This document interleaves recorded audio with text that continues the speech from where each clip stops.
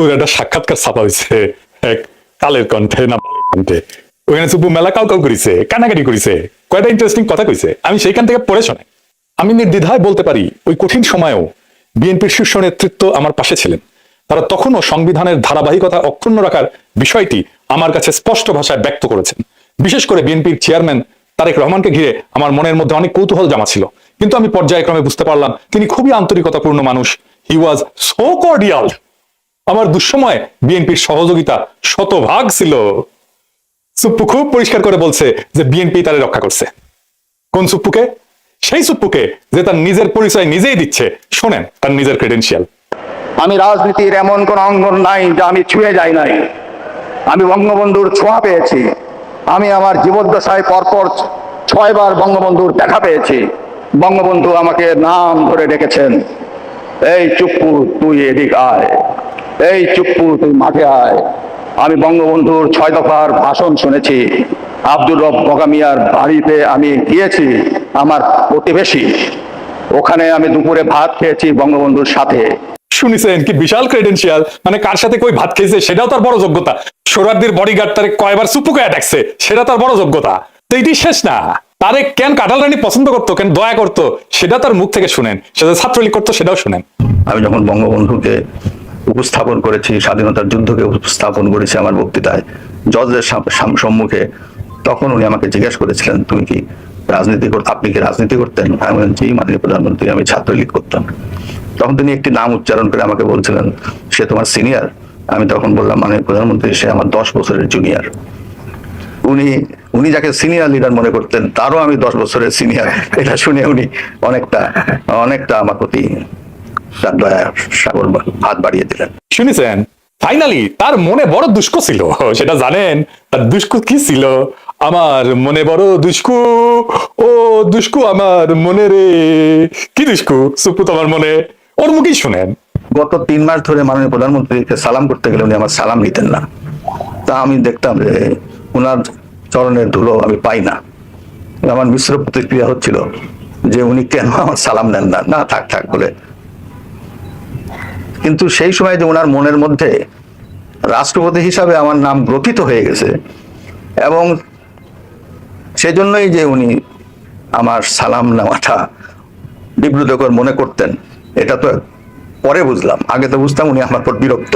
শুনেছেন তার দুষ্কু কেন কাঁঠাল রানী তারে পায়ে ধুলে নিতে দেয় না? এই কিসিমের একটা মানুষের রাখার জন্য বিএনপির কি আকুলতা ব্যাকুলতা। আমি যখন কইতাম সুপ্পু ওয়াকার আর বিএনপি বরাবর হয়ে গেছে, তা প্রমাণ পাইলেন তো। সুপুর কপালে যে দুষ্কু আছে এটা আমি কলে 2023 সালে ওই প্রেসিডেন্ট হওয়ার টাইমে কইছিলাম। শুনেন হাসিনা নিজেও জানে সে নির্বাচনের সময় ক্ষমতায় থাকতেছে না, তাই তার একখান হিসু করে প্যান্ট না ভিজানো প্রেসিডেন্ট দরকার। সেজন্যই সুপ্পু। তাই সুপ্পু না সুপ্পু হইল প্রেসিডেন্ট, কিছু আসে যায় না। এই সুপ্পু যতই অনুগত হোক, একটা ফেয়ার নির্বাচনের পরে নেক্সট সরকার প্রথম যে অধিবেশনে বসবে সেই অধিবেশনে যে বক্তৃতা দেবে না সুপ্পু, সেটা আইন অনুসারে বিজয়ী দল যেভাবে লিখে দেবে সেভাবে পড়তে সুপ্পু বাধ্য হবে। তারপরে কিন্তু বিজয়ী দল ইমপিচ করতে পারবে। সুপ্পুরে ইমপিচ করার মতো মেলা জিনিস আছে কিন্তু বিরোধী দলের হাতে। সুপ্পুর কপালে আগের দুঃখ আছে, হাসিনা বুঝবে আইরে কি সব কইরা আমি বানাইছিলাম প্রেসিডেন্ট, সে এখন আমার গালি দিতেছে সংসদে দাঁড়ায়। তা আজ দেখলাম খুব হাসতেছে সুপ্পু। আইসা নাও পরে কান্দিবা, যত হাসি তত কান্না কইয়া গেছে রামসন্না। শুনেছেন ঠিকই গুনে গুনে 3 বছর আগে কইছিলাম কলে মিলিল। এবার এখন দেখা যাক বিএনপি কি ড্রাফট করে দেয় তার বক্তৃতা। খেয়াল রাখেন বিএনপি কলে করার চেষ্টা করবে বক্তৃতা ড্রাফট সুপ্পু নিজে করেছে, আমরা কিছু কই নাই। নিজে ড্রাফট করে না আইন অনুসারে প্রেসিডেন্ট। আগে জানাই রাখলাম জুলাই বিপ্লব নিয়ে কি বলে সুপ্পু, জুলাই সনদ নিয়ে কি বলে, হাসিনার ফ্যাসিবাদ নিয়ে কি বলে, গুমখুন নিয়ে কি বলে, হাসিনার বিচার নিয়ে কি বলে, এগুলো খেয়াল রাখবেন, কারণ ওইটা ড্রাফট করে দেবে বিএনপি নিজে। তারেক রহমান এটা অ্যাপ্রুভ করবে, এটা মাথায় রেখেন। সুপ্পু কি বলে সেটাই বিএনপির কথা। সুপ্পু এটা ঘুষখোর, অর্থ পাচারকারী, দাগী অপরাধী এবং মিথ্যাবাদী। জেনে বুঝে বলতেছি, ওই তো দুবাই রেসিডেন্ট, জানেন না? দুবাই রেসিডেন্ট করে ওই বিচারক হিসেবে প্রথম কর্মজীবনে ছিল চরম ঘুষখোর এবং দুর্নীতিগ্রস্ত এক অমানুষ। টাকার বিনিময়ে রায় বিক্রি করতো। তার দ্বিতীয় কর্মক্ষেত্রে হচ্ছে দুদকে যোগ দেওয়ার পরে দুর্নীতির মামলা এবং অভিযোগ ফয়সলা করতো অর্থের বিনিময়ে, টাকা পয়সার বিনিময়ে। এ প্রসঙ্গে আবার পরে আসবো।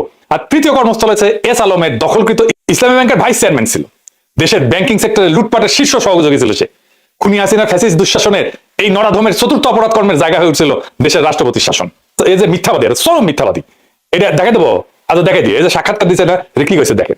এই যে দেশের বিভিন্ন জাতীয় গুরুত্বপূর্ণ দিবসগুলোতে রাষ্ট্রীয় ক্রয়পত্র প্রকাশিত হয়, সেখানে রাষ্ট্রপতির ছবি ও বাণী দেওয়া বন্ধ করে দেয় অন্তর্বর্তী সরকার। ক্রয়পত্র ঠিকই প্রকাশিত হয়, তাতে আমার বাণী দেয় না। আপনারা খোঁজ নিয়ে দেখেন গত 1.5 বছরে আমার কোনো বাণী গেছে কিনা। আচ্ছা আপনারাই দেখেন, আপনারা দেখেন কত বড় মিথ্যাবাদী। গত বছর স্বাধীনতা দিবসে ওর বাণী দেখেছেন, এই যে বিজয় দিবস করার পর তোর বাণী দেখেছেন, 5ই আগস্ট জুলাই অভ্যুত্থান দিবসে তার বাণী ছাপা হয়েছে দেখেছেন, কেমন ডাহা মিথ্যা কথা বলে দেখেছেন। আচ্ছা এডিটর সাহেব, আমি কি সুপুরে গালি দিতে পারবো? পারবো না কেন? রোজা রমজানের দিন তাই। ও আচ্ছা ঠিক আছে, আপনার কথা মেনে নিলাম, সুপুরে গালি দিলাম না। এবার আসেন, কাটারানি আমগা দেশে প্রেসিডেন্ট বানিয়েছিল কোন কিসিমের মালকে, আর বিএনপি যার প্রেমে দিওয়ানা সে কেমন মাল সেটা আমরা দেখি। সুপু 71 সালে মুজিব বাহিনীতে জয়েন দেয়, ওই তারপরে ইন্ডিয়ার দেরাদুনে ট্রেনিং করে। এই ট্রেনিং এর বন্দোবস্ত করে কে জানেন? ভারতীয় গোয়েন্দা বাহিনী রয়ের জেনারেল উবান, সে ছিল ট্রেনার। মুজিব বাহিনীর উদ্দেশ্য ছিল স্বাধীনতা যুদ্ধকালে বাংলাদেশে যে বিপ্লবী যুব সমাজের উত্থান হয়েছে তারা খতম করা, মানে বামপন্থীদের খতম করা। এই উদ্দেশ্যে স্বাধীনতার পর রক্ষী বাহিনী গঠন করা হয় এবং তারা কিন্তু 30,000 যুবককে হত্যা করে সেই সময় মুজিবের আমলে, শরদি বডিগার্ডের আমলে। এই রক্ষী বাহিনী তৈরি হয় মুজিব বাহিনীর সদস্যদের দিয়া, মানে সুপুর ভাই ব্রাদারদের দিয়া। সেই রক্ষী বাহিনীকে জিয়াউর রহমান আর্মিতে আত্মীকৃত করে। শরদি বডিগার্ড জয় বাংলা হয়ে যাওয়ার পরে জিয়ার আমলে যতগুলো মিলিটারি কু হয়েছে সেগুলোতে রক্ষী বাহিনী থেকে আসা লোকজন যুক্ত ছিল। জিয়া যে লাস্ট কুতে মারা যায় সেখানেও রক্ষী বাহিনী থেকে আসা অফিসার ছিল কিলিং স্কোয়াডে যে জিয়াকে খুন করেছে। এটা খালেদা জিয়া ঠিকই বুঝেছিলেন, তাই তিনি কইছিলেন যে সাপকে বিশ্বাস করা যায় কিন্তু আওয়ামী লীগকে বিশ্বাস করা যায় না। যার মধ্যে আওয়ামী লীগের বিন্দু মাত্র জিনিস আছে, চিহ্ন আছে, তারা বিশ্বাস করা যায় না। শুনেন, সাপকেও বিশ্বাস করা যায় কিন্তু আওয়ামী লীগকে বিশ্বাস করা যায় না। আওয়ামী লীগ যদি স্বার্থের জন্য দেশটাকে পর্যন্ত বিক্রি করে দিয়ে ক্ষমতায় থাকতে চাইবে, লেনদেন করছেন মতো থাকতেছে, তাহলে এই আওয়ামী লীগকে বিশ্বাস করেন না। শুনেছেন? আর এখন সেই জিয়া এবং খালেদা জিয়ার পুত্র তারেক রহমানের আওয়ামী লীগ ছাড়া চলেই না। হ্যাঁ যাই হোক, সুপ্পুতে ফিরে আসি। 72 সালে সুপ্পু পাবনার এডওয়ার্ড কলেজ থেকে বিএসসি পাস করে। ওই পরীক্ষাটা ছিল নকলের জন্য বিখ্যাত, একেবারে আপনারা সবাই জানেন, মুরব্বীদের জিজ্ঞেস করেন, সব কটা নকল করে পাস করেছে। 75 সালে সে পাবনার আমিনউদ্দিন আইন কলেজ থেকে এলএলবি ডিগ্রি পায়, মাশাআল্লাহ। 82 সালে সে বিসিএস বিচার ক্যাডারে যোগ দেয়, একটা স্পেশাল ক্যাডার সার্ভিস হয়েছিল। পরবর্তীতে জেলা জজ হিসেবে দায়িত্ব পালন করে। এই হইল দিয়া তার বিদ্যা অভিজ্ঞতার দৌড়। আগে যারা বিচার বিভাগ থেকে রাষ্ট্রপতি হয়েছিলেন তাদের শিক্ষা জীবনের সঙ্গে নকল বা সুপুর তুলনা করলে লজ্জায় মাটিতে মিশা যাওয়া ছাড়া আর কোনো উপায় থাকে না। সে বিচারপতি আবু সাইদ চৌধুরী থেকে বিচারপতি শাহাবুদ্দিন আহমেদ পর্যন্ত সকলেই ছিলেন হাইকোর্ট সুপ্রিম কোর্টের বিচারপতি, কেউ কেউ ছিলেন প্রধান বিচারপতি। আর কারাল রানী উপসচিব পর্যায়ে অবসরপ্রাপ্ত এক দুর্নীতিগ্রস্ত বিচারপতিরে বাংলাদেশের সর্বোচ্চ পদে নিয়োগ দিয়েছিল। এই করে পদটার যে কি পরিমাণে অবমূল্যায়ন হয়েছিল সেটা আমাদের ধারণার বাইরে। দেখেছেন তো কেমন মিছা কথা বলে, চোখে চোখে মিছা কথা বলে। এটা বাংলাদেশের রাষ্ট্রপতি। এরকম একটা মিছা কথা বললে তো মিডিয়াতে হয়েছেই পড়ে যেত, দুনিয়ার যে কোনো সভ্য দেশে কিছু হয়েছে এরকম একটা মিছা কথা বলছে। 2001 সালে নির্বাচনে পরাজিত হওয়ার পরে আওয়ামী লীগ অভিযোগ করে যে বিএনপি আওয়ামী লীগ এবং সহযোগী সংগঠনগুলোর নেতাকর্মীদের উপরে হামলা করেছে।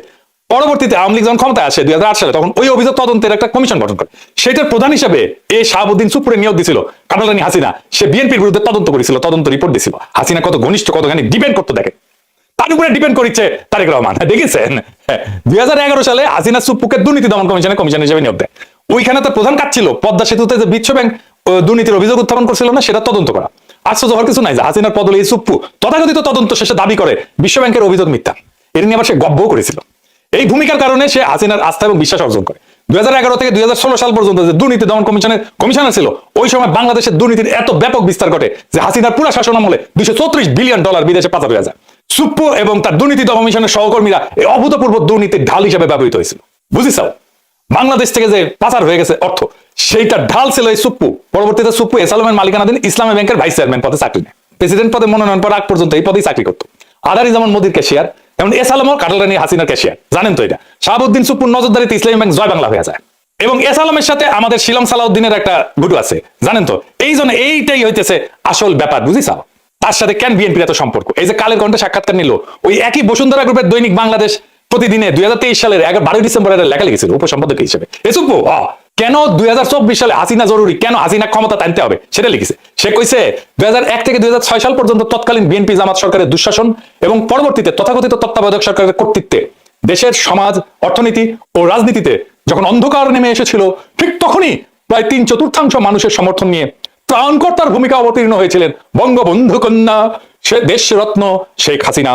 21 শতকে বাংলাদেশের ঘুরে দাঁড়ানো মূলত সেইখান থেকেই শুরু। না এটি শেষ না, আরো আছে, রান্নাঘরে আরো আছে। সে তারেক রহমান খালেদা জিয়া নিয়ে কি বলেছিল আসেন সেটা আবার পড়তেছি।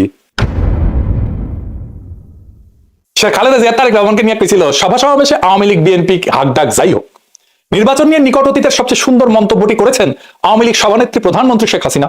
তার ভাষায় দেশের মানুষ বিএনপির সময় কি পেয়েছে আর আওয়ামী লীগের সময় কি পেয়েছে সেটার তুলনা করতে হবে। জনগণ কাকে ভোট দেবে, আওয়ামী লীগের বাইরে আর কে আছে? কারা, কেন, কি কারণে, কোন সুখের স্বপ্নে, কোন আশায় বিএনপিকে ভোট দেবে? ভোটের হিসাব নিকাশ যদি বাদও দেওয়া হয় এবং বিএনপি দ্বাদশ জাতীয় সংসদ নির্বাচনে অংশও নেয়, তাহলে তাদের দলের প্রতিনিধিত্ব করবেন কে?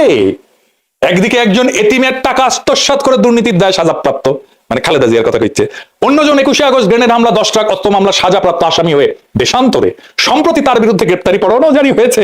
দেখি চাও কি প্রেম! তারেক রহমান তো প্রেমের দেওয়ানা চুপ্পুর, কিন্তু চুপ্পুর কেমন প্রেম সেটা দেখি চাও। বড় প্রেম তো কাছেও টানে না, দূরেও ঠেলিয়া দেয়।